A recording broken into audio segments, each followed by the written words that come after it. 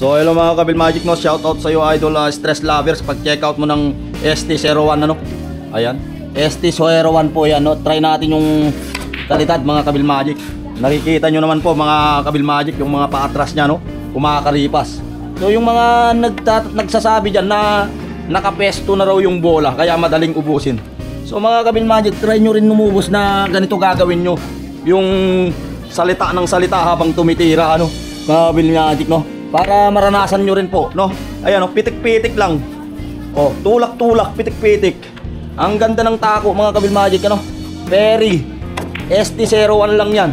Ayan, 15,000 maigit lang yan mga Kabil Magic. Ayan, papalusutin natin sa ilalim ng 7 yan. Ayan, oh. Eh mga Kabil Magic, no, mga ganyan mga Kabil Magic. Huwag na kayo mag-react kung wala kayong masabing hindi maganda, no. Ayan, pitik-pitik lang mga Kabil Magic, oh. Sumusobra. Pinapakain sa aso pagka sumusobra ang tira ko mga Kabil Magic. Ayan mga Kabil Magic ko, ang dali lang umubos. Sa tingin nyo, ang dali lang umubos.